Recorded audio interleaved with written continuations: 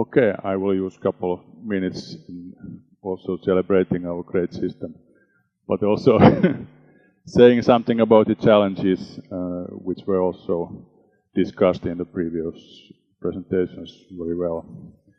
We are facing the same problems as the many other European countries, and I would say that the big challenge in Europe has been the unemployment and failures of full employment policy. And Europe has suffered from this at least for 30 years. We have had very long spells of high unemployment in many European countries, and also Finland has suffered them. And we had a huge unemployment crisis in the 1990s. And these have a deep impact on the pension systems also, and the whole sustainability and finance of the public sector and welfare state. And I think these spells of unemployment crisis also have consequences on the early retirement and so on. So it's very difficult to postpone retirement and ask people to continue and work when at the same time unemployment is high and the employers need to get rid of people because it's not profitable to employ everybody.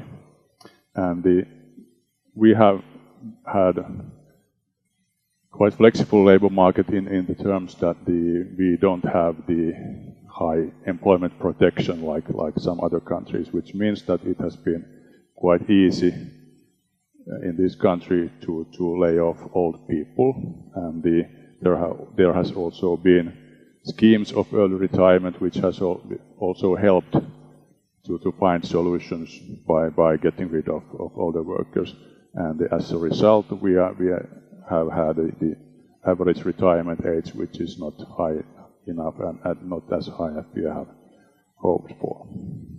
So, but at the same time we are still facing the aging population problem like other countries, and at these decades we are facing a very huge rise in the old age dependency ratio, and which means that our whole welfare system is under huge financial stress in this time.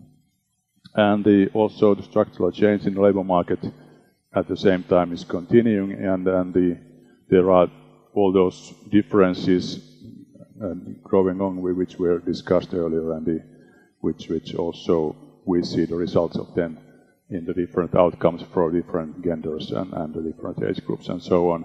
And also immigration is changing the situation, so that there are now the people, for instance Finland, we have lots of immigrants from Estonia, and their working careers here are not enough long so that they could earn sufficient occupational pensions, and that's why we need other forms of social help also.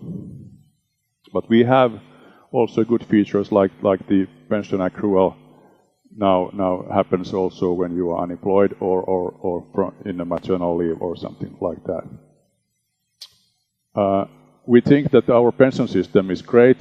It's a kind of hybrid system. It has a very high coverage, and it also includes self-employed people, which helps the system to adjust to the changes in the labor market, which change the employment to some extent due to non-traditional labor forms.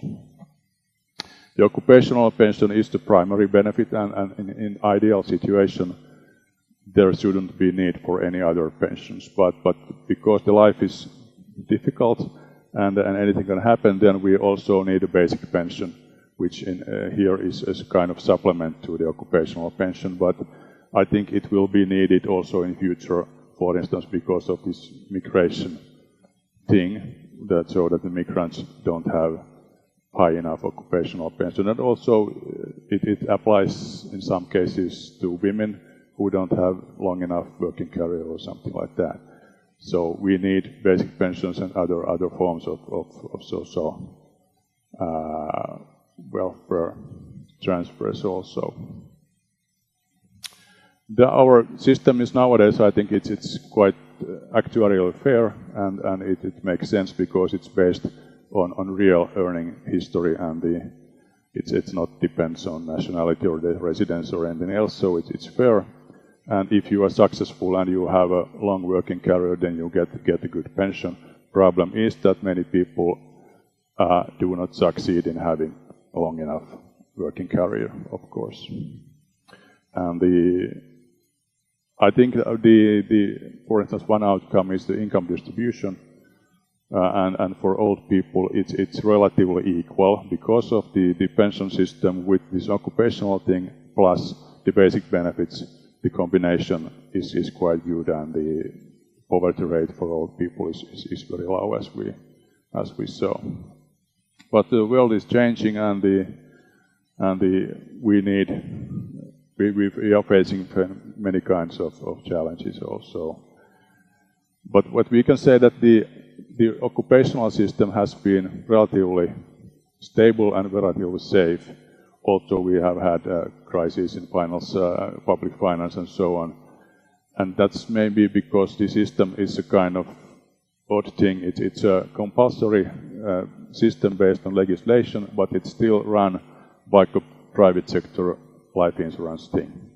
And the actors are private sector actors, which means that there is not direct way for the politicians to take the money away from the system, which I think helps to defend the pension funds and also the pension rights. And the main thing is that the system is actually run by the social partners, as Katja said, and which means that those who pay the contributions are those who negotiate over the outcomes, and that seems to be a quite good thing in a way that it gives stability for the system, and it's a more stable, I would say, than the poorly governmental support systems. But of course, the future is uncertain, and that's why we have to hope that this good situation will continue also in the future. For instance, it has been based on let's say, the old Scandinavian model of social corporatism, which has been based on a high union coverage and a stable labor market system. But all these features are under stress in the modern world, and no one knows what will happen in the future. And then we have these demographic things, which Katja mentioned. We have too low fertility, and we have this migration, which is a mostly positive thing, and then we have longevity. And there are lots of uncertainties regarding the economic developments, and also investment returns, because our system is partly funded. We have relatively high pension funds, and we have planned to finance part of the pension expenditure with these investment returns, which of course are also very uncertain. But because clock is so much, I'll stop here. Thank you.